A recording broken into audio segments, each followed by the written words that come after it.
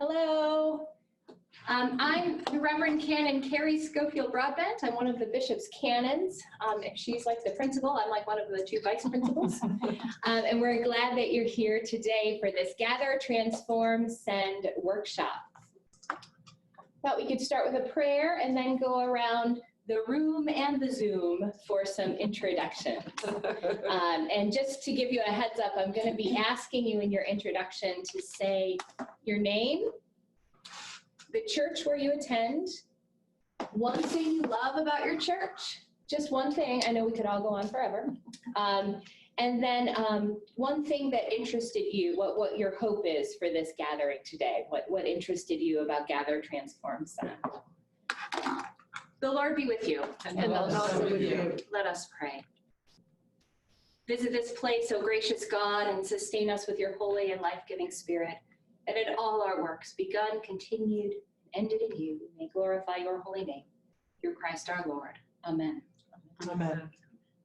So like I said, I'm Carrie Schofield Broadbent. I'm the canon for transition and church development for the Diocese of Central New York. The transition part of my job means that I help clergy and congregations find each other. I also help congregations chart new paths forward as they're transitioning into new ways of ministry. And the congregational development piece of my job means that I help all congregations, no matter their size, location, or condition, grow into more vibrant, effective, and healthy communities of faith. And so we welcome you here for this congregational development workshop today. And I thought we could go around the room. Meredith, I think I'm going to start with Carol. So Carol is here, and I'd like you to introduce yourself, please. I'm Carol Ackley, and I am the team leader for Learning Communities Initiative, and I just feel that the College for Congregational Development really speaks to listen, act, reflect of learning communities, so I'm really excited to be here. Thank you. I'm Susan Mann. I'm from St. Paul's in Endicott, New York. I'm also involved with the Learning Communities Initiative. I'm hoping just to get more information today about how we can go outside the church doors and minister to people in our community. Thank you. And Sue, can you share with us one thing you love about your church? I love feeling the Holy Spirit's presence in our worship service. And there's not a week goes by that I don't get that feeling. And that's just amazing to me. Thank you. I'm Sandy Schwab, and I am also from St. Paul's in Endicott. And one of the things I love about my church is Father John and the people of the parish and their willingness to reach out to each other and people outside the walls of our church. I'm here today because I am also involved with the learning communities. And as I read over the description of the things we're going to be doing, I thought this is something that I want to do personally, and it's also something that will absolutely tie in with learning communities. Absolutely. Thank you. And I think we'll kind of continue our circle and go around to our Zoom participants to introduce themselves next. It looks like we have 2 Zoom participants. Is that right, Meredith? Right. And I think it's possible. What's that? It's possible. Okay. And I think, let's go to Doot first. Abraham, are you there? Can you hear us?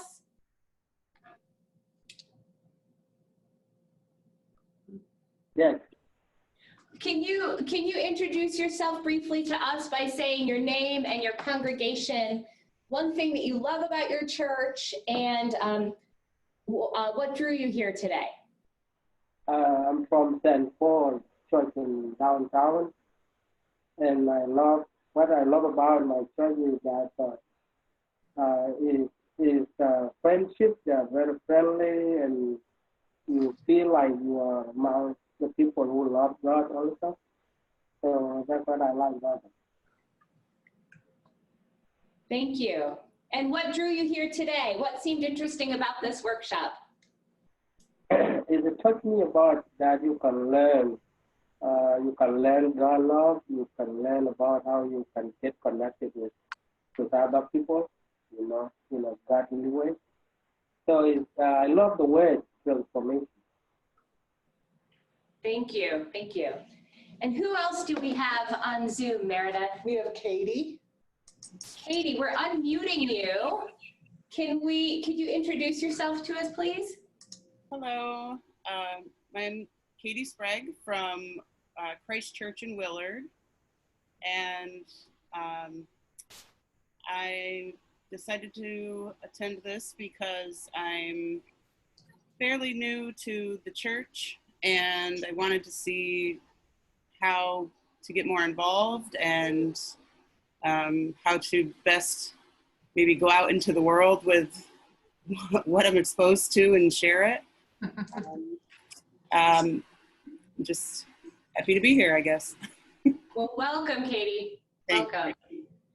And it looks like we have Father Jerry Baratella who's joined us. Jerry, we're just going around doing a couple introductions. If you could please share with us your name, your congregations, one thing you love about the places where you worship, and what drew you to this workshop today. Well, my parishes are Emmanuel Church in East Syracuse and Church of the Savior in Syracuse. What I really like about them is part of their ability to be very, very different in some ways, but in other ways, very, very similar in terms of their thinking about their ministry and thinking about their life together. What drew me to this seminar was Savior's been involved in the learning communities thing. Mm-hmm. And Emmanuel did not get involved in that, but I wanted to see if this was a way to help them go deeper into thinking about ministry. Right, thank you, thank you. All right, and we'll loop around. Meredith, for those folks who are just joining us, maybe you could do a little introduction yourself, please. Yeah, so if you just joined us, there is a button down in the lower part of your screen on Zoom that says chat. And if you click that, you can get a link to the handout for this workshop. We're not going to be, I don't think, referring to it during this time together, but you can download it and keep it and refer to it later.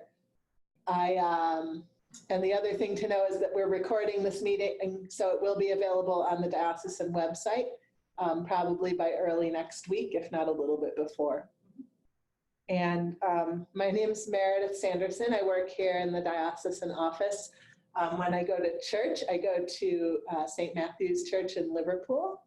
And the thing I love about that church right now is how much my little 2-year-old boy loves it and how much people there love him. He just loves church. It's one of his words he knows. And I'm very interested in the College for Congregational Development. I haven't been able to make the commitment yet to go for the weekends or the week, although I would like to do that at some point. So I'm interested in this workshop because it will give me a little piece of what the larger college is all about. Mm-hmm. Great. Johanna. My name is Joseph Hanna, and my home parish is St. Matthew's in Liverpool. Same as Meredith. And one thing among many that I like about St. Matthew's is it's a good place to have some of those deeper conversations that I particularly like. Deeper conversations about faith and the nature of faith, things like that. And the reason I'm interested in the College for Congregational Development and Gather, Transform, Send, and why I went this summer and why I'm going back next summer is because I'm really interested in just finding ways to infuse new energy and potential growth into some small parishes, some smaller places that I happen to have a affinity for, and including Trinity and Constantia, and a few others, and anything I can do to help introduce new ideas there, I will do. Perfect. Thank you. Thank you. And I'm Karen Anderson. My home parish is St. James in Clinton. And one thing I love about St. James and Clinton is the support I feel from the parishioners. They've been wonderful in supporting my my life in the church, my life outside of the church. I am a certified lay preacher in the diocese, and that all happened because St. James was so supportive of my enjoyment of preaching. So I really appreciate how much they have helped me to grow as a person inside and outside of the church. And Congregation of College of Congregational Development, I love all things about this church right now. So it gave me a way to delve a little deeper into that. So that's why I'm here. Thank you very much. To orient you all to our day, because we're both Zoom and in person, we may not need the whole 2 hours for our workshop. The nature of interactions just gets a little different. So, if you were counting on 2 hours, put it in the chat, let me know, and I'll be sure to give you some extra sermons or something. But I bet some of you can find something to do with a little extra time. So we're going to present one model from the College for Congregational Development today called Gather, Transform, Send. And some of the folks who have been to the college are here to help present that as well. So Carol will do a segment, and Karen will do a segment, and Joe's here in the role of support and feedback. Feedback is a really important part of the College for Congregational Development, so we always make sure that there's feedback loops in what we do. So we'll be jumping in with different examples, and I just wanted to kind of give you the lay of the land there. So the first thing I want to talk about is I've used the word model. We're going to present this model. And what is a model? It is what it is not is a magic bullet to fix every church. So if that's what you were hoping for, I'm sorry to disappoint you already so early in our time together. It's not necessarily a program. It doesn't have a start and an end. You don't have to buy into it. A model is like a lens that helps us look at our congregation. And different lenses are helpful for different places and in different times. And how I like to think about it is a couple years ago, I went to the eye doctor, probably right around the time I turned 40. And she gave me new contacts. I need contact lenses to see far away. And I went back to check on them. And I said, well, so far away is good, but up close feels a little, I don't know, it's just like a little uncomfortable. And she's like, I know. Carrie, remember how I told you to go to the drugstore and get those glasses that they have there? And so I entered a time in my life where I needed different lenses in order to see well. I'm in a little phase, this is probably a very small phase in my life, where I don't need those now because I have progressive contacts. So different lenses for different times for different things. We get to switch it up, different ways to look at our church and our church families, our communities. And so a couple folks here talked about the Learning Communities Initiative, which is another way to look at how God transforms lives within the context of our church. Learning Communities uses a lens of looking at learning and action as listening, acting, and reflecting. And today we're going to be using these 3 words, gather, transform, send. It's 2 different things, but they can work well. Sometimes we put 2 different lenses together to look at the same thing, just as sometimes I need to wear contacts and reading glasses. So any questions about what a model is? Just a tool for looking at how God is transforming lives in our midst. You have some handouts, as Meredith mentioned. It might be helpful to click on them just so you know what you might want to take notes on and what you might not. A lot of what we say will be in there, so don't worry about furiously scribbling notes if what we're saying sounds informative. But we're going to mostly work with newsprint for today and just kind of talk through these models so that we can get a chance to sink our teeth in. So this model helps us focus on a congregation's primary task, which is to gather God's people, to provide a space for God to transform their lives in the midst of our congregation, and then for them to be sent out into the world to do mission and ministry and work for the kingdom according to their gifts and abilities. Now notice what we said, it is not the congregation's job to transform them. It's the congregation's role to provide a space and a place for God to transform lives.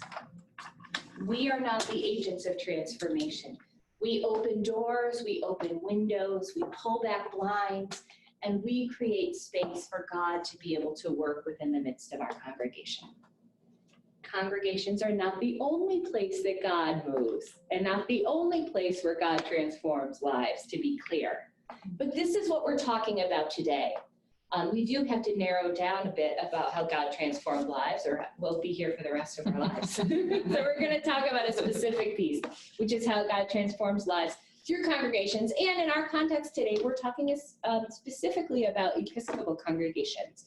Some of what we say will be true for other denominations as well, but we have a specific Episcopal audience in mind.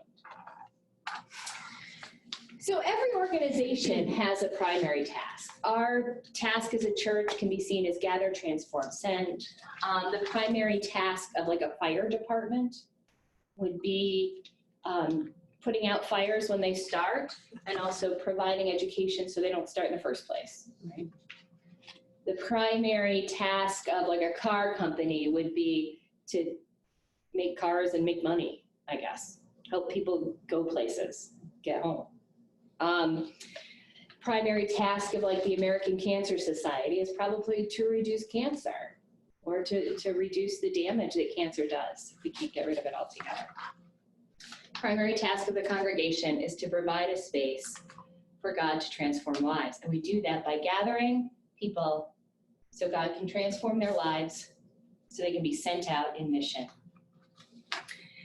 And so here we also have the context, because the context of where our congregations are, how they are, who they're called to be, their size, location, condition, culture, values, all determine and make a difference in how folks are gathered, transformed, and sent.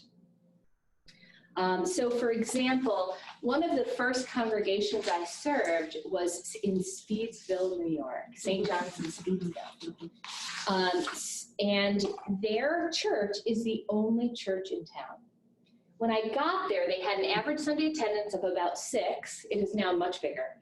And I asked for the parish rolls, the register, the address list. And there was pages and pages and pages and pages. And I was like, well, so if we have 6 and then there's pages and pages and pages, maybe there's a disconnect. So I sat down with the matriarch of the church, and I was, brand new ordained, so I knew everything. And I was like, so Anne, are there people here who maybe are inactive? Could this address list be updated? That seemed like primary Jesus work at the moment. And she, God bless her, had patience with me. And she's like, okay, Mother Carrie, let's take a look. And so she went down and she said, well, this person, we've done funerals for their family. This person always brings pies to our turkey dinner. This person we call when we need this, and this person always contributes to the chicken dinner. And she talked about the community as being part of this church because they all understood themselves to be part of that church. Only church in town, 1 billion people on the rolls, 6 people in the pew. Oh, now it's much bigger. That was a unique context because they were the only game in town and their role was a little different. On Sunday, I went to another small church in Mexico, New York. It was a big crowd that day for them. There was 11 people there. And they are on Church Street, which when I first turned down the street, I was like, oh, that's so awesome. It's named Church Street because the Episcopal Church is here. And then I wanted to park on the other side of the street, so I drove down a block or two. There is every brand of church right out in the street. And so even though small town, small congregation, their context is different because they're not the only game in town. And so size makes a difference, location makes a difference, culture makes a difference. In Washington, D.C., there are a billion little Episcopal churches. And some of them have different characteristics. Some of them are very high church. Some of them are super conservative high church. Some of them are super liberal high church. There's low church. We serve champagne for communion on Easter Day kind of church. And so there's all sorts of different expressions depending on their context and their culture. Facilitators and trainers, any things I'm missing about context, or do you guys have anything to share about context in your experiences? So here's our basic model: gather, transform, send. If you learned nothing else from today, there you go, you got your model. Now we're gonna break it down a little bit and talk about each of these components: gather, transform, and send.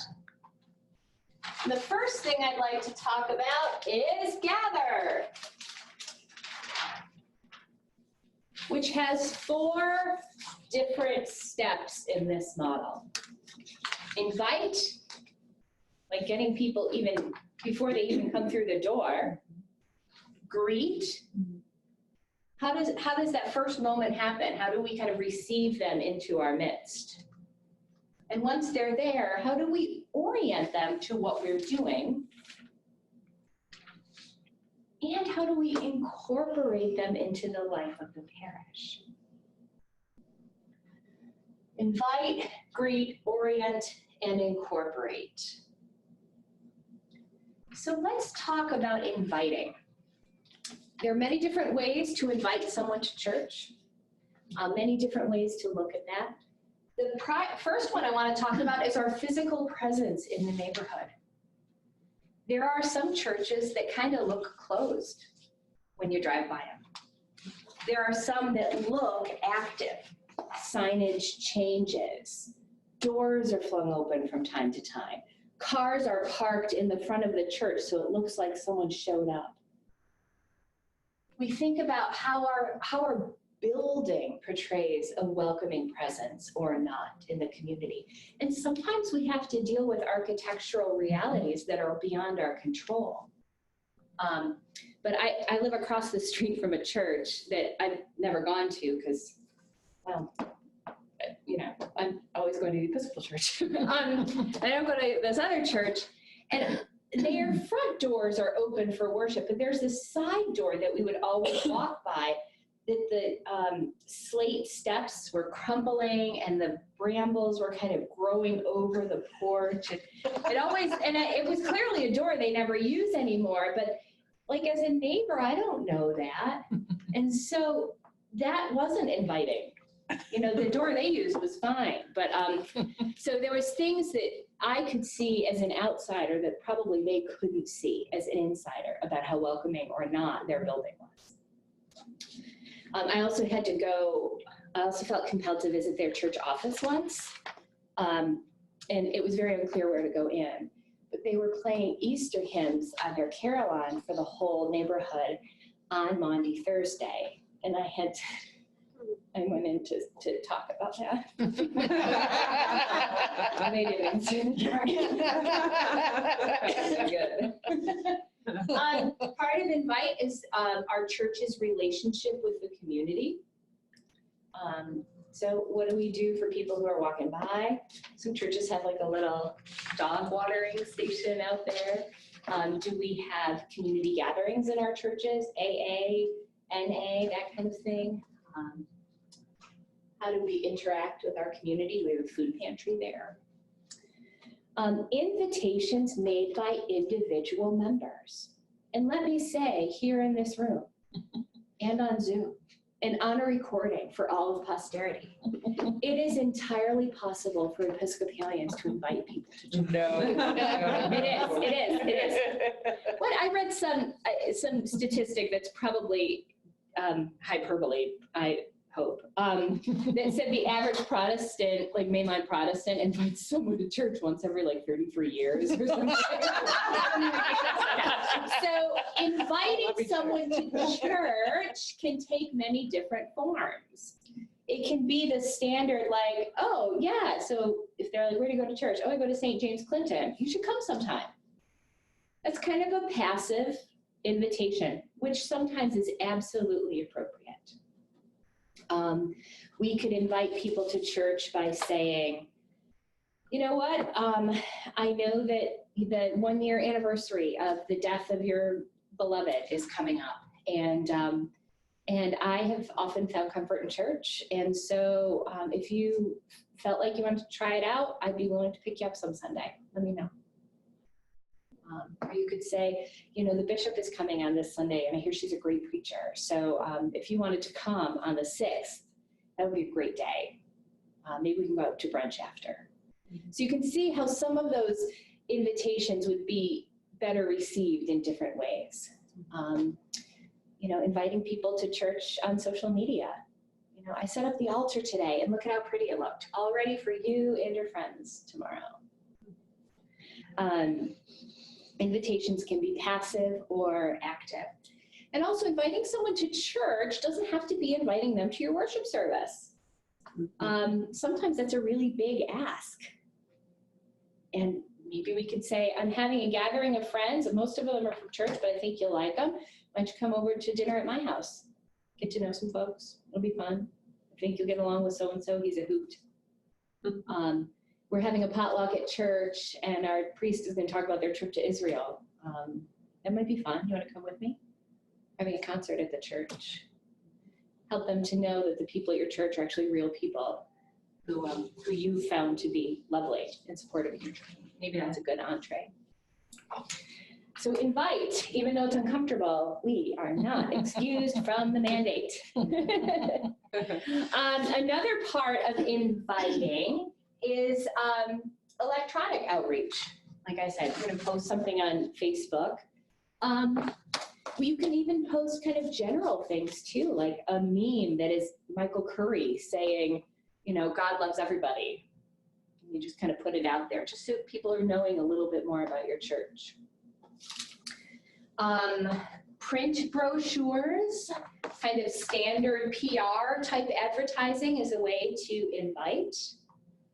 If some of those are really interesting to you, you feel like you might be called to delve deeper into that, Meredith Cadet Sanderson, our communications specialist, would be a great person to be able to help you have that conversation. But how can we invite? How can we be a little bit more inviting through our outside presence? So invitations in response to inquiries about the sacraments is a way to invite people to church. Hey, I'd like to have my kid baptized. Great. So the first step is to come to church on a Sunday and meet with me after church. See if you even like it here. Okay, yeah, let's do that. First step, that's what I always say. The first step is to come to church and see if you even groove with us. Mm-hmm. Then meet with me after, or introduce yourself while you're here. Programs serving outside of the church. You know, why don't you come with me, help me at the food pantry, come with me, walk with me in the crop walk. Special occasions and special liturgies, great way to invite people. Not only Easter, Christmas, Ash Wednesday, Palm Sunday. God, isn't it amazing how much people show up for church when we hand out stuff? We hand out dirt. We hand out dirt on Ash Wednesday, and people will come at all hours of the day. And on Palm Sunday, when we give them a stick, they come in droves. There's other special occasions liturgies too. Some churches do kind of a blue Christmas or a service about grief and loss right around the holiday time, because they know that that's a spiritual need for folks. That's something people are thirsty for in their communities. Sometimes churches offer special liturgies that honor folks in their communities, like a first responders service or medical professionals. There's one coming up, but just so happens. Oh, I think we're about to have an Episcopalian invite somebody. Go ahead, Joe. At Trinity Episcopal Church on the North Shore of Oneida Lake, there's a blessing of emergency medical services and fire trucks and state police being done at 1 o'clock this Sunday. And this is at Trinity Constantia, right? It is. So what would you say, Joe, is the average Sunday attendance of Trinity Constantia? About 8. About 8. Do they have a consistent clergy there who's there every Sunday? They have every other Sunday a supply priest named Naomi. And once a month, they have a worship leader, me. And you talk about invitation, they have a extended rummage sale up there Oh, yes. where they're very willing to give tours of the church afterwards. Yeah. And a thank you service, which I presided over last Sunday, that had 23 people in it. Right. And so there's different ways. They have challenges too. Their backyard is a graveyard. Or a benefit, hey. Yeah, well, depends what you're looking for. There's one of our smallest congregations. Mhm. They're one of our smallest congregations who were born small, who grew to be small, who are meant to be small, who are doing these big, important, bold things to invite. This is, if not one of our small, maybe our smallest parish. Pretty close. And they're doing it. They're doing the stuff. So in case we think, well, that's mostly for big churches, Trinity Constantia is there to say, nuh-uh. Thank you. The other way to invite someone is to re-invite somebody whose life has kind of had them drift away a bit from the church. Re-invite them in, let them know there's always a space there for them, that you'd love to hear their voice in prayer next to yours at some point, that you miss their smiling face or their sad face, whatever their face may be. Many different ways to invite. And all of those things that I mentioned are in your packet. So you have that to go back to when you'll bring this to your vestries and your congregations. I said when instead of if. Do you see how? Questions about inviting? Does anyone here have anything to add? Any of the trainers? Webpage. Yeah, a web page is a great way to invite folks. Web pages are quite often not used by our own parishioners. Web pages usually exist for the outside world to find you. And coming to church is kind of a hard thing. So having a website where people can electronically, low risk, be able to peek inside your church and get a sense of who you are before they screw their courage to the sticking place and actually enter the door is a really beautiful, warm form of invitation.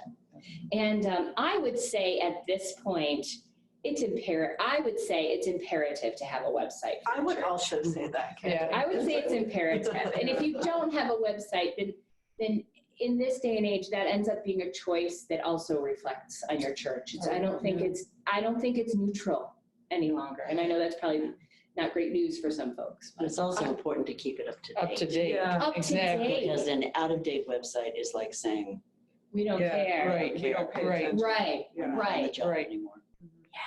So, and if your church needs a website and you don't have one, or you have one and it's not up to date because nobody knows how to do that anymore because it's old, Mhm. the diocese will build a new one for you for free. And I put a link in the chat box for folks to visit and learn more about how to get a new website. Yeah. That's awesome. The URL is samplechurchwebsite.org. Fabulous. And that's kind of a good entry point. Once we've invited people into church, how do we greet them once they get there? There's a few bad ways of greeting folks. Perhaps those of you who have visited other churches have seen some of this. There's this. I know that wouldn't happen in an Episcopal church, but I do have to bring it up. But then there's this one. Hi, welcome. So you're new, right? Oh, yes, yay. Hi. So you can sit wherever you want. Here's a crown, here's a boa, here's a scepter. I'm so excited you're here. So just waiting a minute. Could you be on vestry? or not Sunday school? Because you seem to be breathing. And that's So that's a bad way to do it. And not that anyone in an Episcopal church would do that, but we have to realize that, too distant approach is no good. But then there can be too much sometimes too. What I've learned in years of parish ministry is that quite often when people come to church for the first time, when God brings them to us and we have an opportunity to greet them, it's often because they're in a really tender spot in their life. Maybe they've just moved and that transition feels vulnerable and the foundation seems unsure. Maybe they've just lost someone they love and they're looking for meaning and comfort. Maybe they've just received a diagnosis that's been a surprise and they're trying to gird up all the support they can get to get through that time. Maybe they've gone through divorce or some kind of other loss. Usually, quite often, the people that God brings to us are in vulnerable, tender places. It's not too often where someone's like, you know what? I woke up feeling like I have my act 100% together. And so you know what I'd like to do? Go to church. Usually it's there. Usually it's there to help fill a need. It's usually what gets people over the embarrassment, vulnerability of newness of walking through those red doors. So let's remember that when we're greeting people. A lot of this is intuitive. We kind of have to read the room, see how someone feels. But part of greeting is recognizing and acknowledging visitors. Hello. Mm-hmm. Good to see you today. When I was at St. Matthew's, Liverpool, we ended up at a time in the church's life where not everybody knew everybody. Right. And it got big enough that it wasn't a small church anymore, and you just honestly weren't sure whether people were new or not. And so we developed the habit of saying something like, I'm not sure if we've met yet. Mm-hmm. Instead of saying, are you new? Because you could say that to someone who's been going there for 7 years. Yeah. But if they were sitting behind you, right, you might not have known, or on the other side. So we would usually use this phrase, oh, I'm not sure if we've met before. Can I just share an Please. Experience I had? I was at a conference somewhere, and I decided I was going to go to church, to an Episcopal church that I was told about. So I went to church. I got there a little bit early. I sat sort of near the front, which I kind of like to do, and it felt so uncomfortable because no one greeted me. Absolutely no one. And I think I left before communion. That's how I felt. It felt so awful. So I just felt so unseen, I guess would be the word. And so I left. But it's very important. Very important. Yeah. Right. And all you needed was a good morning. Yeah. Yeah. You didn't even need here's a brochure, Right. Here's a mug, please join Sunday school. Yeah, right. You just needed a hello, right? Yeah. So an appropriate and interested welcome, which doesn't have to be, it really shouldn't be over the top. Just good morning. Good to see you. Glad you're here today. Good morning. Hi. Welcome. Carrie, sometimes it's important to kind of get into that conversation. Are you familiar with the Episcopal Church? Because if they're not, you're doing the full common prayer, then the hymnal, then you might have an alternate hymnal and the program and managing all those things.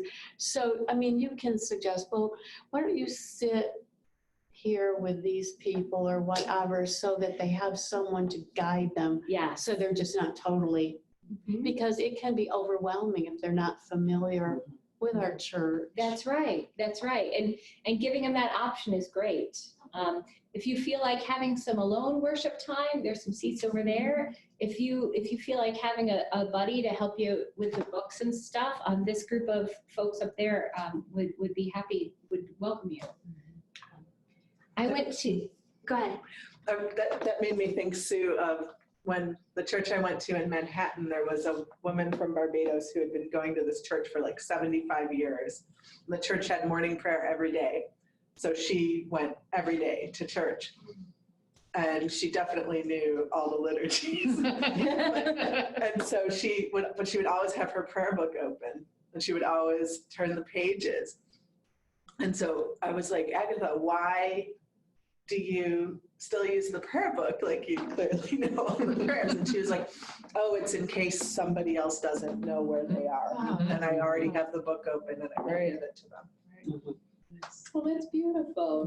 Yeah. It's also helpful at funerals. Oh, yeah, Mhm. funerals. And people remember that. That's a great way to be inviting and greeting and even orienting as a parishioner in the pew, to look at someone and be like, oh, here, just take mine. Here, just take mine. Carrie, would you say that perhaps the rector has a role in that too during the service? Yeah, the rector can greet new folks at the door. And perhaps say, turn to page. Oh, right. Oh, yeah. Yes. Yeah, and there are some churches where that's part of the culture and the context is to announce page numbers, and some places where it's not. At one point in my last parish, there were some Sundays where we didn't have newcomers in some of our services, and I could just some page numbers I always announce, but there was some I could look out and know, like, I got to leave more time. Or I'd say, pull out the red book of common prayer, turn to page, blah, blah, blah. Yeah. Yeah, it really helps. Yeah. So I want to get through greeting. Helping people know some of our worship norms, having them well stated is a great part of greeting. All people are welcome to receive Holy Communion, or baptized Christians are welcome to receive Holy Communion. Your children are welcome to stay in liturgy with us. We love their prayers, noises, and sounds. If you would rather not listen to that, please, there's a nursery down the hall, something like that. Just stating some norms. Please stand as you're able. Please sit as you're able. Otherwise, you're monkey see, monkey do, you know? Yeah, right. If someone feels a little unstable, maybe they want a little heads up in the bulletin about when they have to stand. And a functional, hospitable coffee hour. So you make sure your coffee is drinkable. You make sure that your coffee hour is showing your congregation's core values and norms. If you are a congregation that cares about the environment, don't have styrofoam cups. If you're a congregation that cares about budgets, maybe that's what you have. I'm a little biased there. But you want to make sure that if you're a welcoming congregation, everyone, or at least a lot of people, need to be keeping their eyes out for people who are not in a group. Yes. It is so natural and not bad for people who know and love each other to gather up and to support one another on their journey. And because our eyes only look in one direction at a time, it can be very easy to scan the room and not notice who's by themselves. When I was in parish ministry, one of the things I would do is look around for someone who needed someone to talk to. And I would just shamelessly go up and interrupt the conversation. Karen, this person would like to meet you, come with me. And I would make those machinations. But as the priest, I couldn't get back to coffee hour soon enough. They were 10, 15, 20 minutes in sometimes as I'm talking to people, as I'm trying to divest, as I'm, doing that stuff. So we need our parish leaders and greeters to really say, like, come sit with me.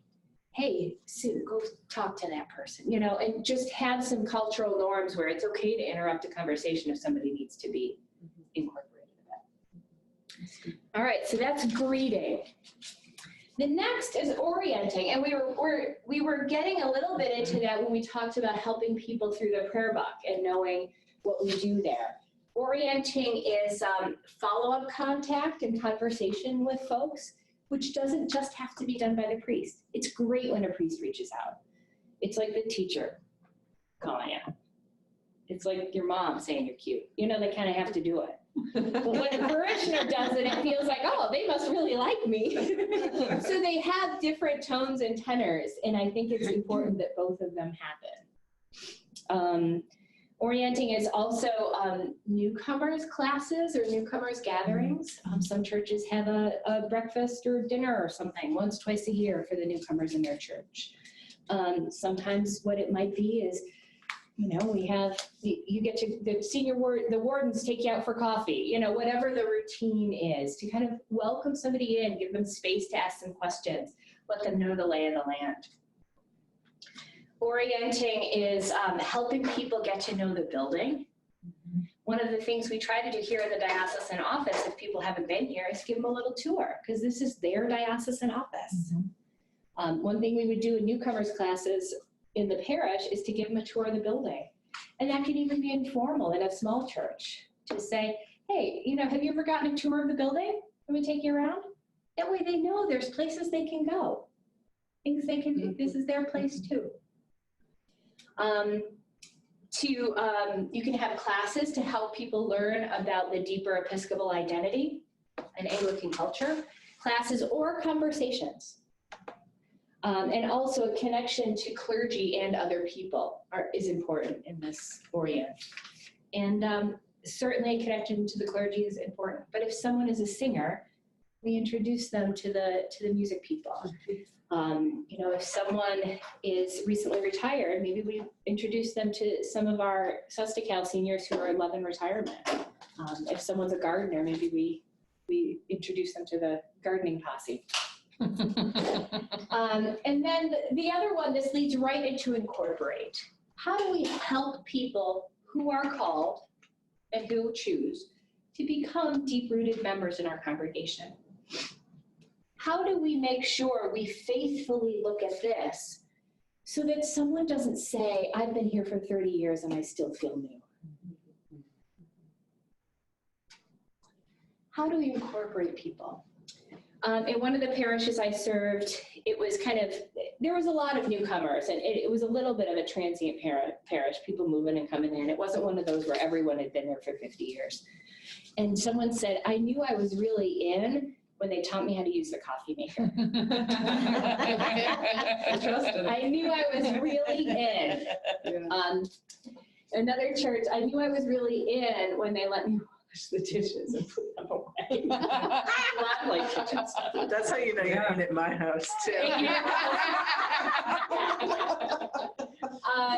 So incorporate is a deeper involvement in social, formational, and activities of the group. One of the churches down the road has like a women's crafting group. You know, it could be someone who gets invited there and starts to come every once in a while, develop some relationships. I was at one of the LCI meetings one time, and we got to talking, and someone said, you know, we always have the lists out. If you're interested in doing this, you know, to volunteer, sign up. And she said, people came to me and asked me if I would be interested in doing this. And they said, for the first time, I felt like I belonged. Because the asking people to sign up on the list is great when you don't know who's interested in what, and when you have someone who feels comfortable enough to sign up, great layer. But the next layer of saying to someone, hey, I wonder if you would be interested in this. Maybe they didn't even think about that. Maybe someone's too shy or not confident or just to sign up by themselves. Maybe they need that invitation. Yeah, that's great. That's great. Incorporating can be a completion of an inquirer's class, confirmation, reception, reaffirmation, kind of a formal liturgical way. It could be baptism for either children or adults, anyone who hasn't been baptized. And another way to help people incorporate is to invite them to make a pledge to the church. Notice that comes here and not here. Yes. Notice it comes here and not here. They're gonna be doing that. And then sometimes, like I said, when people have drifted away for whatever reason, physically, emotionally, in whatever way, sometimes we have to re-invite, re-greet, reorient, and reconnect. Anything from the trainers about the gather piece of Gather, Transform, Send before we go to the other bits? The re-greet can be just as extreme as your greeting, you know, when people, oh, we haven't been here in years. That's the fastest way to get someone to not come back. Right. You know, I mean, it's like, they already know that, and they're feeling that when they walk in the door, like, okay, I haven't been to church in a long time. How am I going to be received? Yeah. And, you know, if we could just be aware of the fact that it's great to see you. Boom. Right. Yeah. Just end it right there. Don't say, because it's been 100 years. Don't say, and the building's still standing. Don't, you know, There's I mean, no lightning. Right.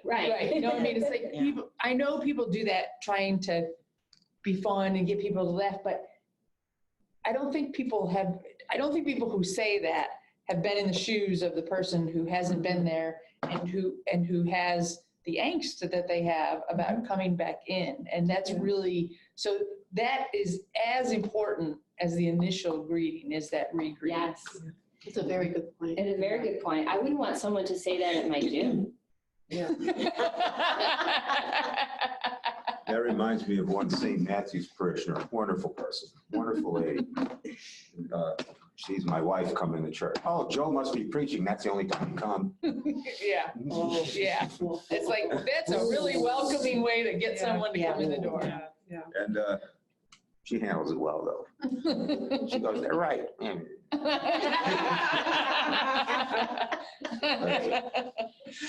All right, well, this is the part of Gather, Transform, Send that takes the most time to talk about, because there's all these 4 components of that. Mm-hmm. When we go through Transform and Send, it's a little quicker.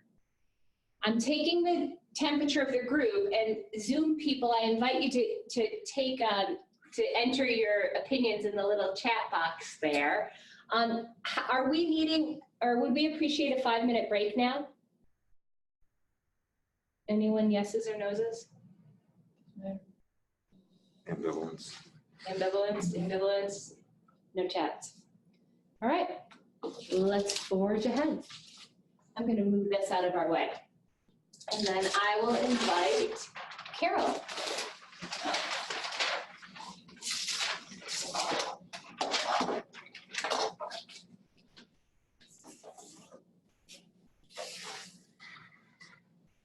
Okay. Just get out of your way. So I think what Carrie has shared with us is very important part of the process. And now we're kind of moving into the transformation process of basically the Baptismal Covenant, which I would like to read to you. So will you continue in the apostles' teaching and fellowship, in the breaking of bread and in prayers? Will you persevere in resisting evil, and whenever you fall into sin, repent and return to the Lord? Will you proclaim by word and example the good news of God in Christ? Will you seek and serve Christ in all persons, loving your neighbor as yourself? Will you strive for justice and peace among all people, and respect the dignity of every human being? So when persons come to congregational life, they're coming into a deeper place. They want to grow in their heart, mind, and actions. And so how does that happen? So we have this little diagram. Can you see this okay, or shall I move it? Is this all right over to the side like this? It's fine like that. And there's, I'm gonna it's zoom. also in the in the packet if anyone really wants to look at it, but really it'll just be, you don't need to look at it. So here we have a person that's in a congregation. And so the bubbles around are different ways that transformation can happen. And I've left one empty because you might think of other ways that I don't have up here.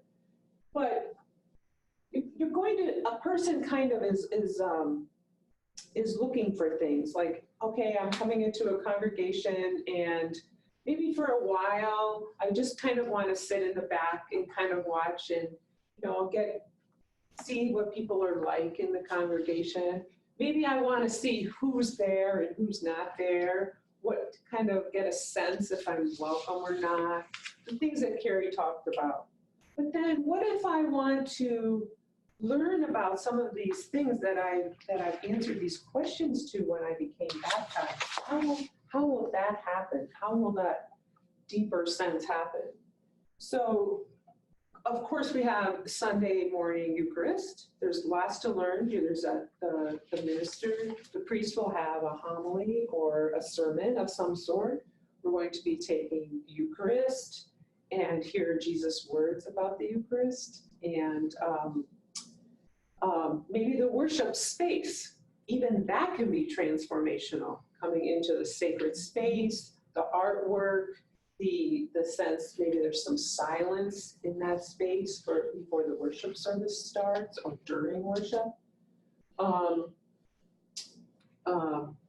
Also, what's paid attention to in this community of believers? Is there a sense of a depth of scriptures and of Christ's teachings and of the neighborhood? Is that talked about? So how about the leadership's presence? Is the rector present? Is I'm thinking the word elders because I was in the wardens because I was in another denominational church. So, put that back up here. We have the decision-making process, how conflict is handled, the climate of how just the overall climate of the parish, what kinds of classes are offered, the relationships with the neighborhood. And I guess from learning communities, I think I can give you a few examples. So one thing that has really I think that has really been helpful is the dwelling in the Word, because you're starting with God and you're starting with seeking God together as a community and listening to each other of how you perceive God's Word and what God might be saying to you. And I remember the first time we did this at our diocesan convention. There were two things that happened. We had dwelling in the Word, but we also had tables that were sort of, was more than one parish sitting at a table. So you were with unfamiliar people. And it was uncomfortable at first. But now, at this Learning Communities Training Day, we hear from people that say, we really like being mixed up at the tables. We've gotten to know other parishes, and they have these really great ideas, and they're helping us to grow, and I think our ideas are helping them to grow. So that was one way. Another thing is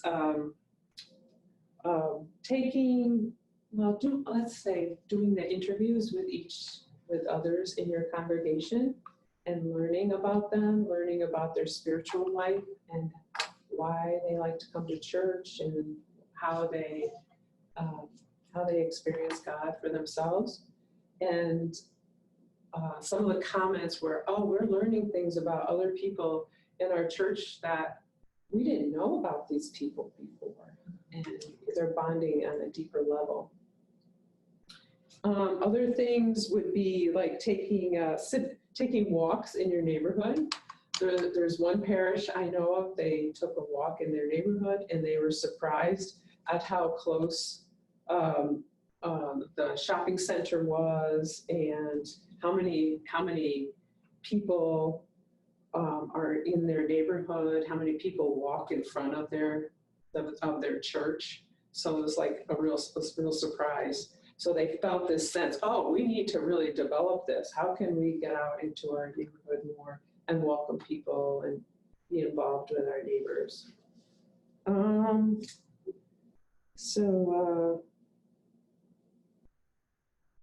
Do you have any ideas of ways of transformation? How has transformation happened in your life or in the lives of your congregations? So at St. James, we participated in the Learning Communities Initiative.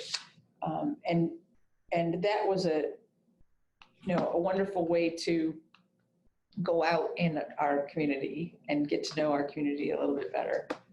But even before LCI came along, we had these adult forums where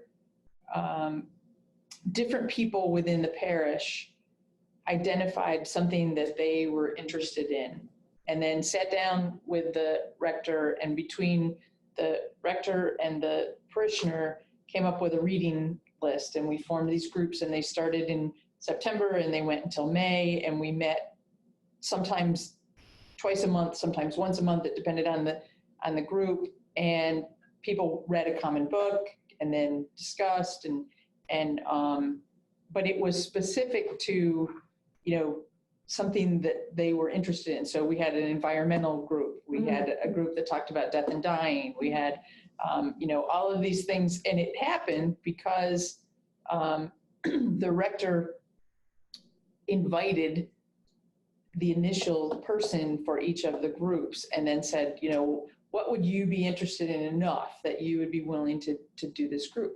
And so it gave us an opportunity to know each other, in a very different level. It's different to come to worship than it is to sit and talk with each other. Yeah.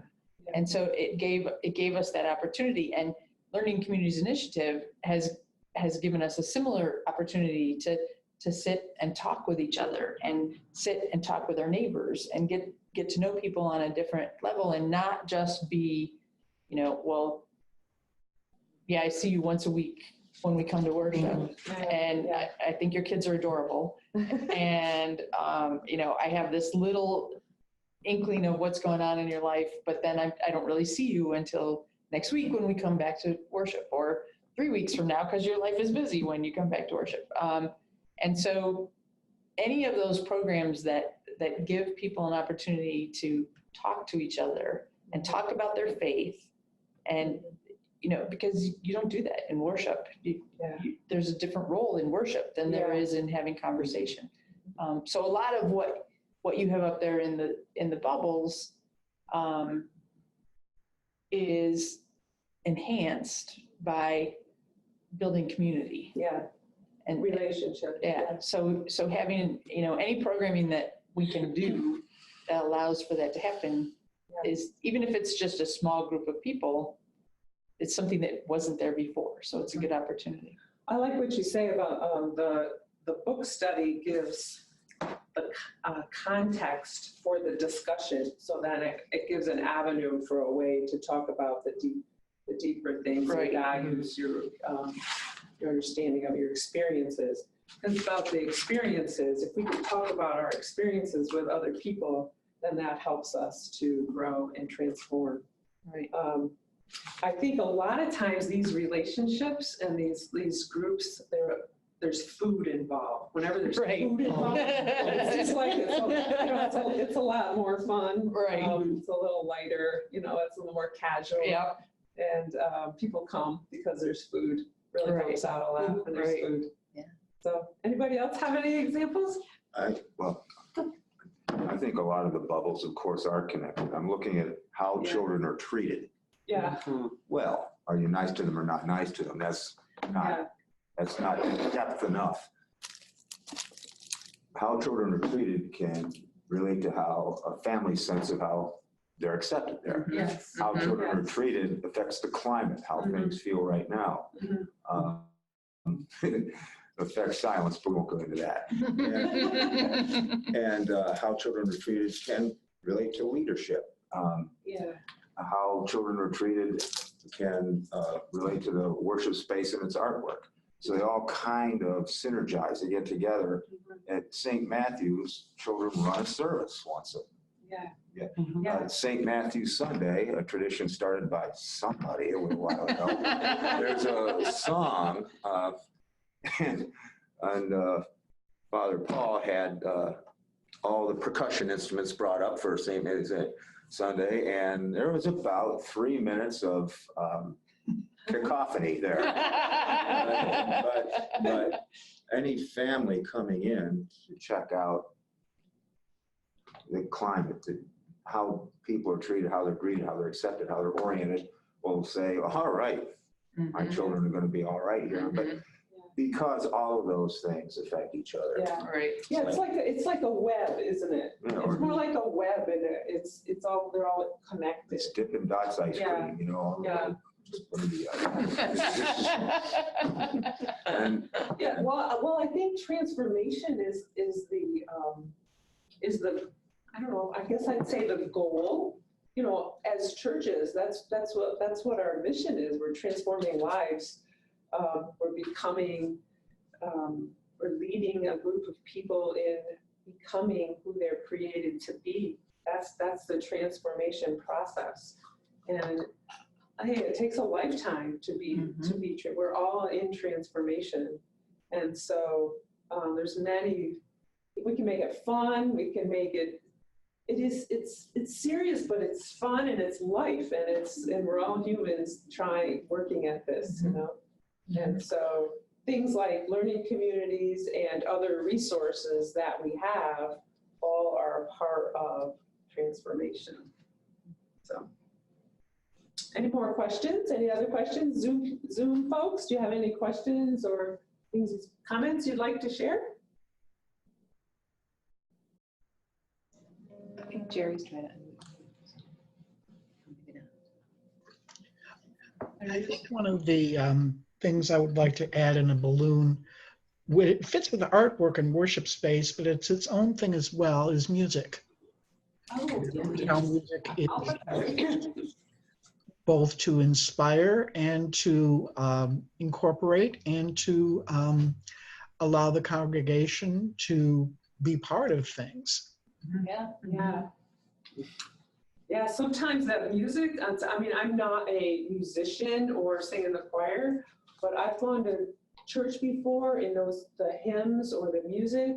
It's like, wow, that's just really saying where I'm at today, or it kind of helps me get centered in God. So, thank you. Thank you, Karen. Sue, you had something. Sorry. I did. What I was going to say, I was involved with the Episcopal Church. I've only been at St. Paul's a couple of years.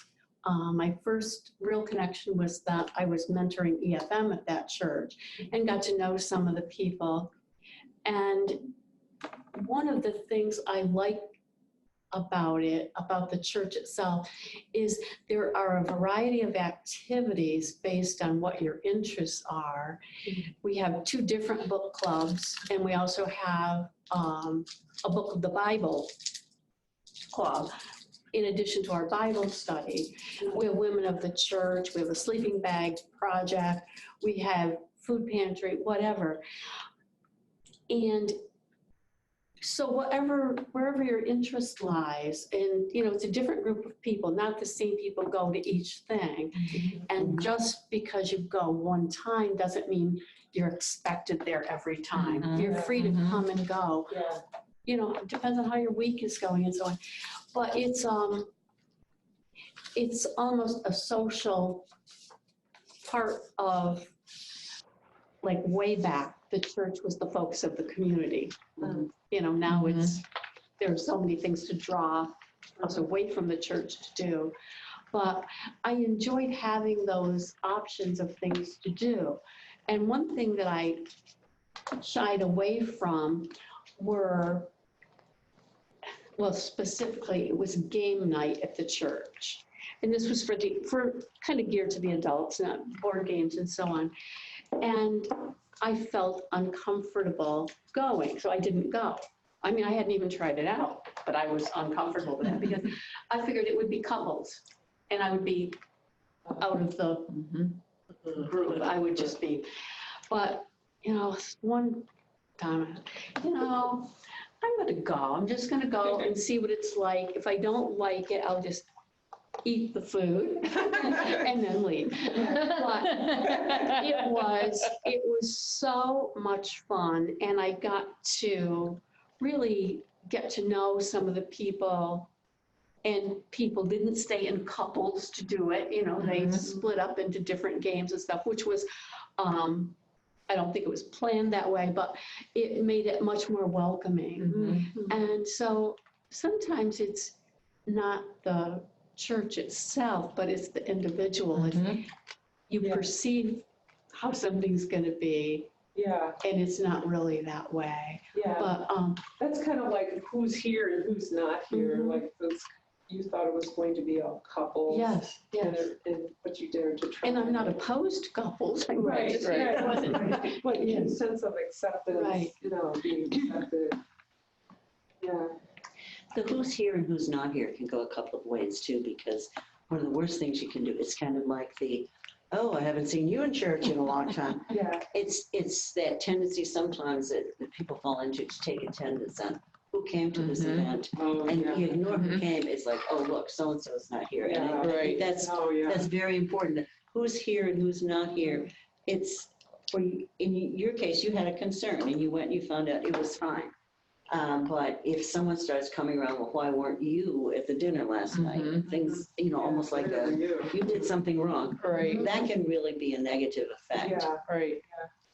I also think that in these avenues of transformation, that it kind of goes back to the invitation again, that we can invite people to participate in these. Like maybe I see something in Karen or Sue, that I think the music thing would really be beneficial in your life, but you're skeptical to give it a shot, you know, invite you and say, you know, I see that. And I think leadership, you know, the rector certainly plays a part in that as well.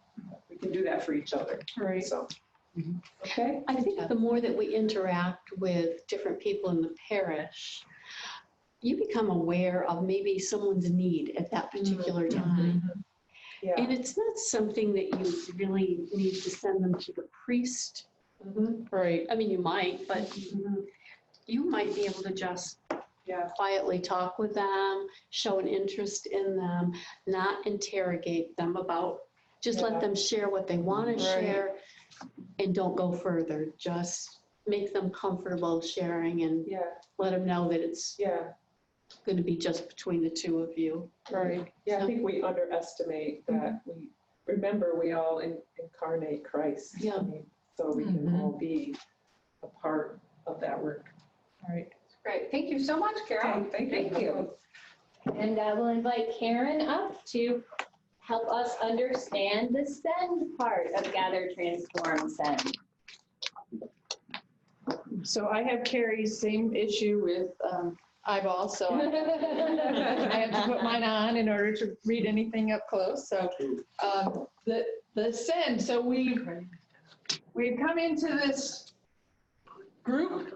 We've been transformed by God, and hopefully a little help from each other. And now, you know, what do we do with that? And I think that this is probably, for me, it just kind of worked out by accident today that I am doing the send part, but it's so appropriate. So maybe it wasn't by accident. Carrie did that on purpose. Because for me, this is why I walked into the place, and this is why, okay, so now that this has happened, what am I doing with it? It's not just between me and this little building. You know, it's, what am I going to do with it? Where am I going with it? And interestingly enough, this quote, I first heard this quote from our former bishop, Bishop Skip, at one of our diocesan conventions, actually. And William Temple, who was the Archbishop of Canterbury during World War II, wrote that the church is the only institution that exists for people who are not its members. And I remember when I first heard that, when Bishop Skip first said that, it struck me as so profound, and it's like absolutely true. We get so bogged down with our own inner who we are and what we're doing, and we forget that that's really not, we're not here for the people who are in the pews. We're here for the people who are not in the pews. So it struck me then, and it still resonates with me now. God sends us into the world over and over again to God's own loving presence in a world in need of transformation. And we say nearly at the end of every worship service, send us out to do the work that you have given us to do. And so for me, this is the heart of it. This is why I went in there in the first place. So we have 4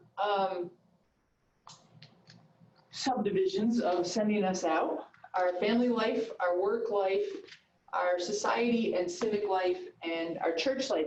And we've talked a little bit about sending us out in our church life and how we interact with each other as a church. So it comes back to how we gather and how we invite and what we're doing with that and how we treat children. And, that's all part of that getting us ready, sending us out. So how do we treat each other? How do we interact? How involved do we get? How brave are we to be able to, go to something that makes us a little bit scared? And for me, the greatest example of this, for College of Congregational Development, we had to interview some folks from our own parish. And one of the questions that we asked was, how does being a part of this congregation influence your family life, your work life? And it's a marvelous question to ask someone, to get them to think about, oh, well, actually, yeah, some of the things that I have learned here do influence my life out there, and get them to really think about what an influence being a member of your church has on the rest of their life.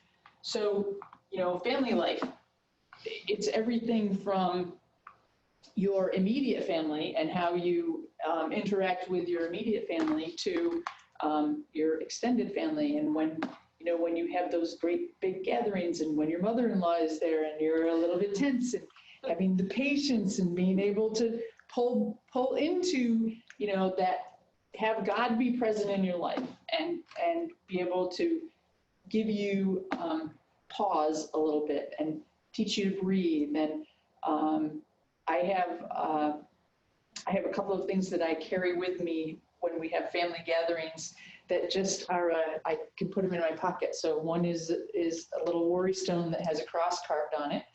And one is, I have a very small set of Anglican prayer beads that are very subtle, so I can stick them in my pocket, and it's not big.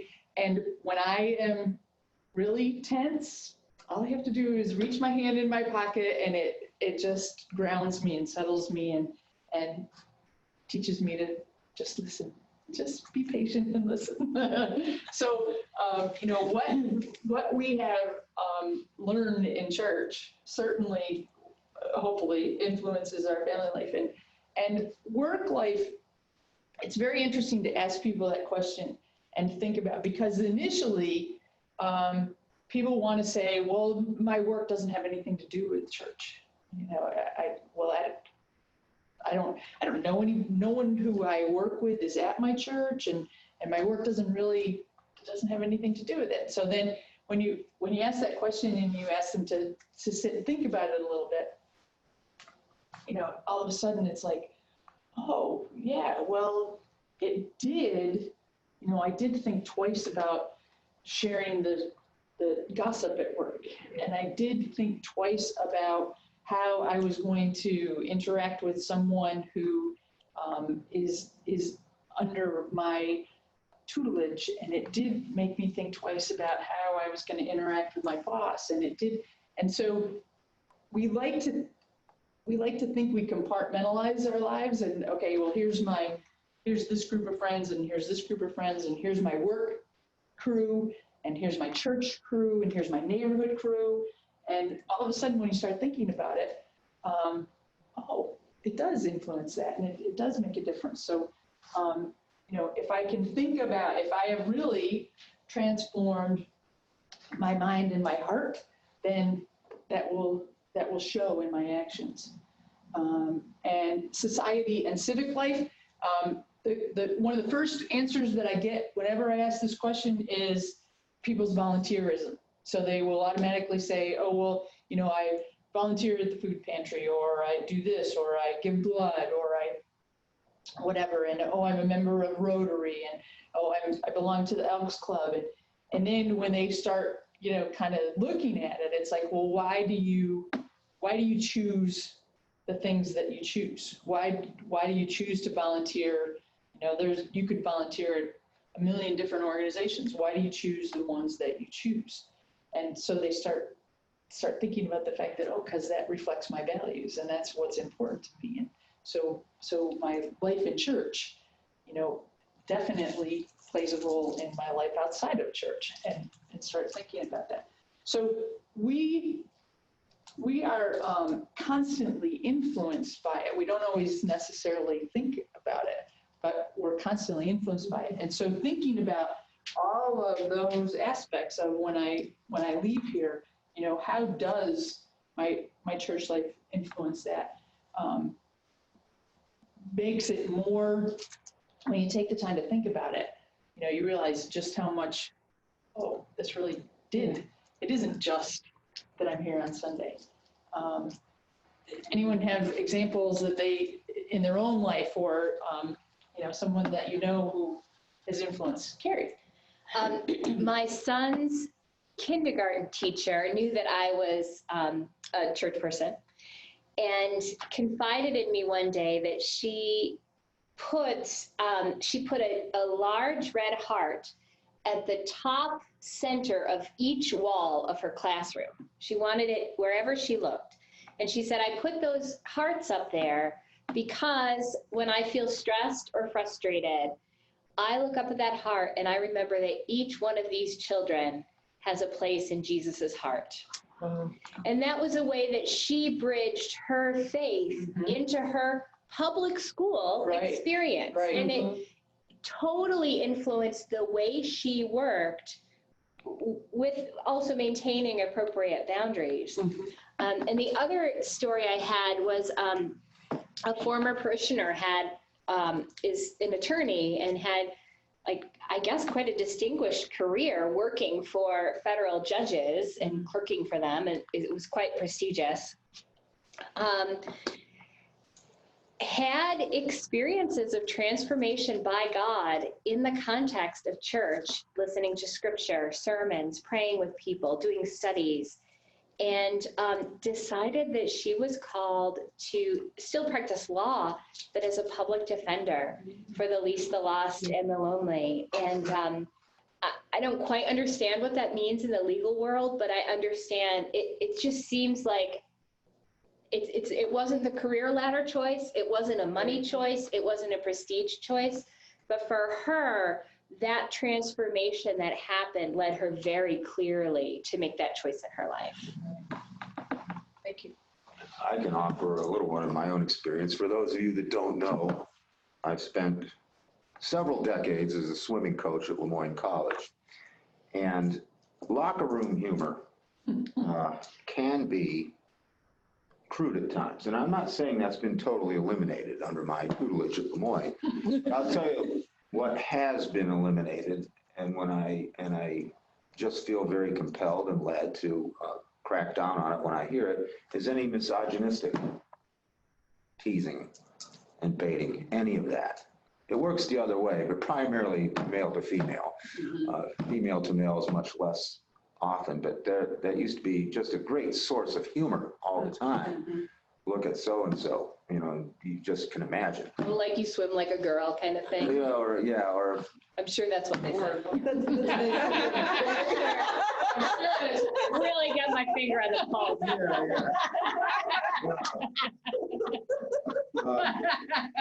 Shame on you.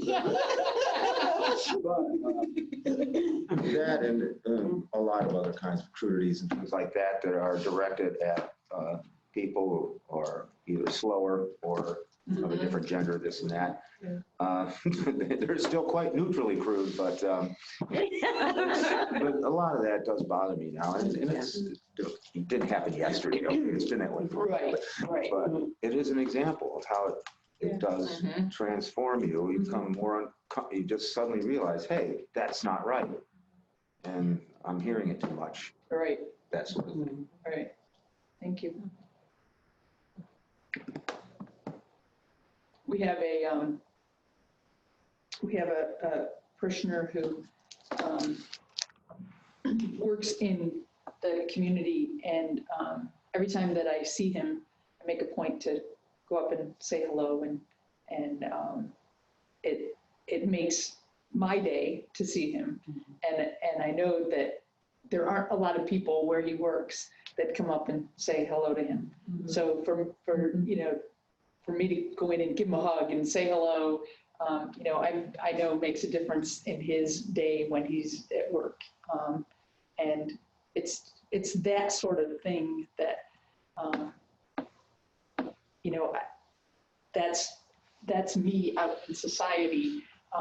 But if he didn't come to St. James, I would not have known him well enough to be able to have that relationship with him. So it's worked out really nicely for me to be able to, have a relationship with him and be able to see him out. And it really, I seek him out now when I go to the grocery store, because if he's working, I want to make sure that I see him and go and say hi. So The grocery store made me think that I recently was at Aldi. I was driving home with groceries from Aldi, and there was a woman walking through the parking lot, and I was like, I recognize her. And I realized I knew her from church. And so I drove over and I introduced myself because I didn't know if she would know me. We had never talked at church before.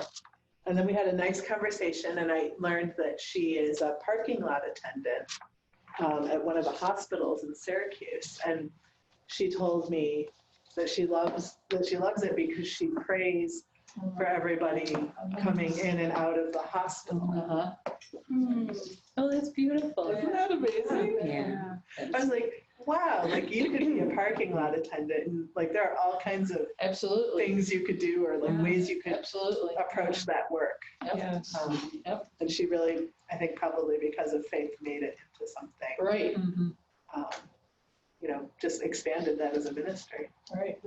It's amazing. And it's so nice that she, not only that she does it, but that she can announce it, that she can declare that this is what I'm doing and share that with people, and that confidence of this is what my faith means. It'd be great to hear her story and how she came to that place. Yeah. Right. How can I bring my faith to my work? Yeah, and what a ministry. I mean, Yeah. something, we wouldn't have the opportunity to speak to all those people. Right. Yeah. Right. I think it's amazing how God works. I'm going to imagine that all parking lot attendants are praying for me. Yeah, that's it. I also told her attendants. It's going to be great. And maybe they are. That's right. Even if they're not smiling, they might be. And then you'll end up praying for them, and it'll end up just. Just a giant prayer.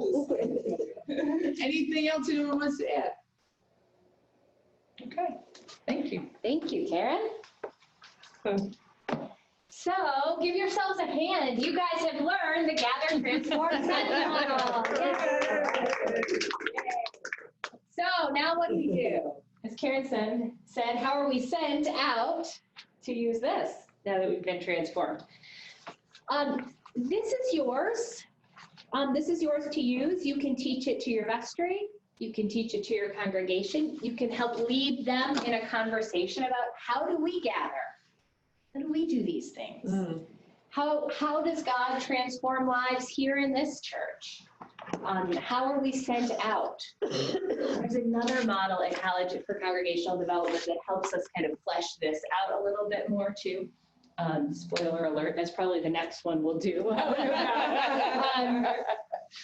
So you can invite a vestry or your committee or your congregation to engage in this. This doesn't have to be led by a priest. It's good to get priest buy-in. You don't need anyone sulking in the corner. You don't need a clergy person to lead this.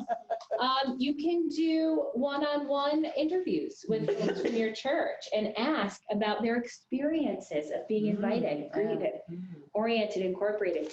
Ask for their stories about how has your life been transformed in this church by God in order to be sent out. How do you live out your faith in the world? So you can have one-on-one interviews and questions. It doesn't even have to be an interview per se, but just say, I have some questions. Would you like to get together for coffee? So those are some ways you could use that. Yeah. What would you do with that information?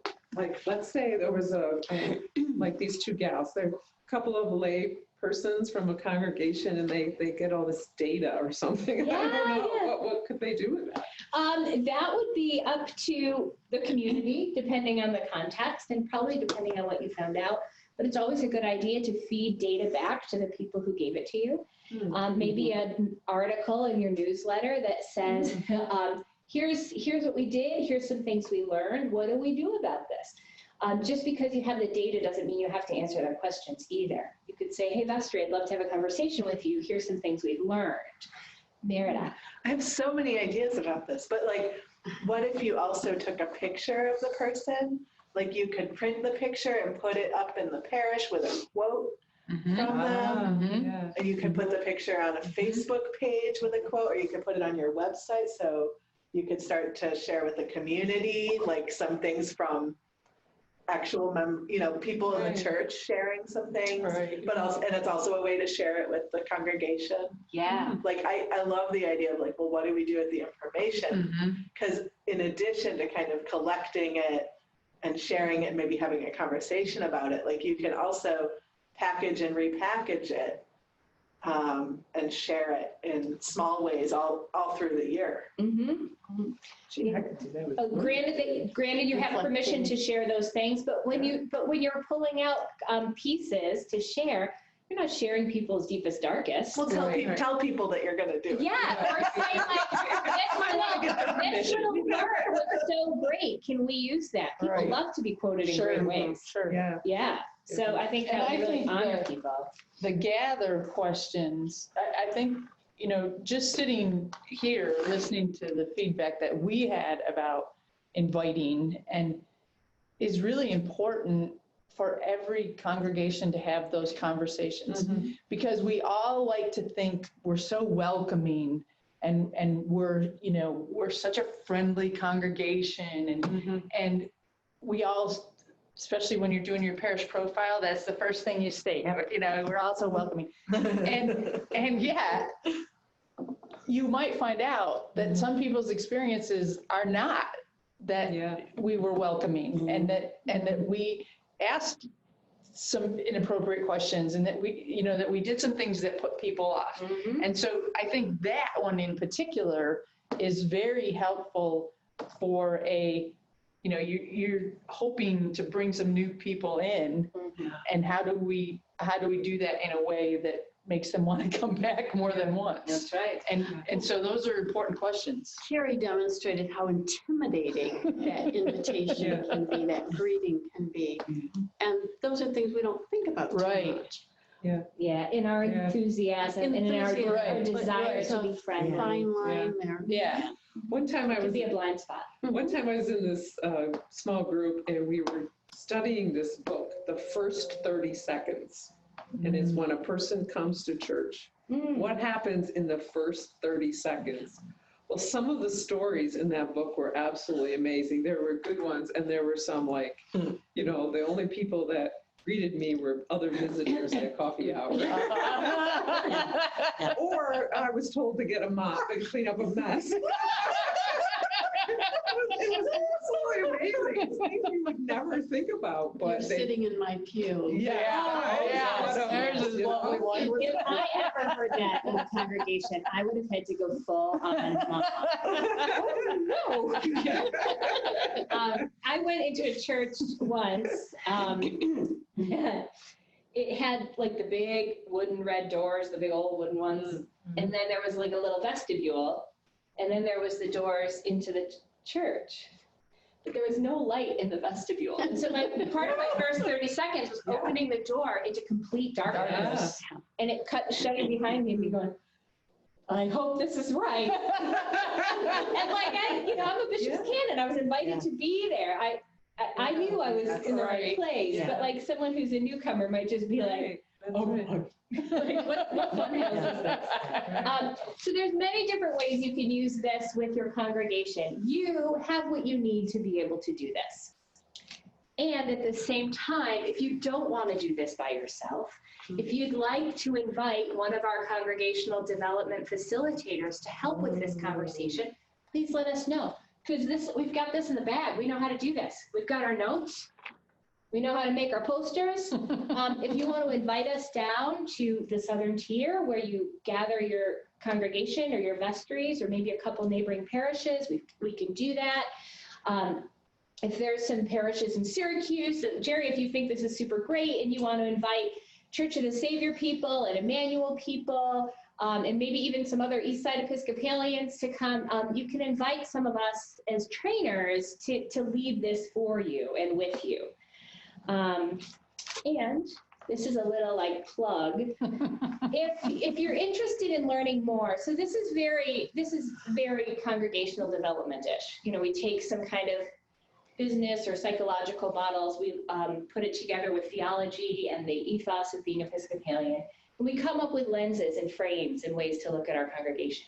And if this is super interesting to you to think about church life in this way, you might love the College for Congregational Development. It's the best continuing education experience I've ever done, and I had a lot of congregational development experience before I went.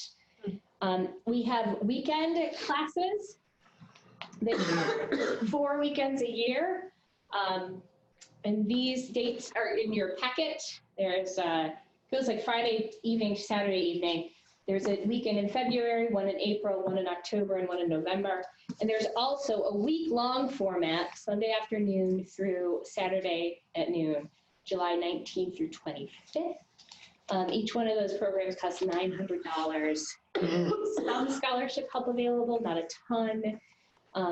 You can do something like getting some money from your parish and maybe getting a little bit from the diocese. We might be able to cobble something together.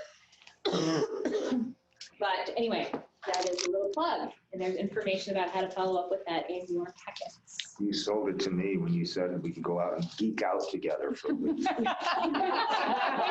like a little like church geekery in a fun way. In a fun way. And people from all over, not just New York State. Yeah. There's people from outside of New York State, so. Certainly lots of people from Diocese of Rochester, people from our diocese, people from Maryland, people from Western Mass, Central Pennsylvania, and all of that. Anything else for the good of the order? Questions, comments? God bless you, Meredith. Thank you.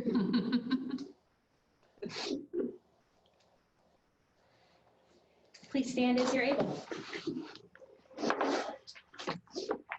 The Lord be with you. And also with you. Let us pray. Life is short, and we don't have much time to gladden the hearts of those who travel with us. So be quick to love, make haste to be kind. May you see the face of Christ in everyone you meet, and may everyone you meet see the face of Christ in you. And the blessing of God Almighty, the Father, the Son, and the Holy Spirit be upon you and those you love and pray for this day and always. Amen. Amen. Let us go forth in the name of Christ. Thanks be to God. Thanks be to all of you. Thank you all. Good job, guys. Thanks for joining us.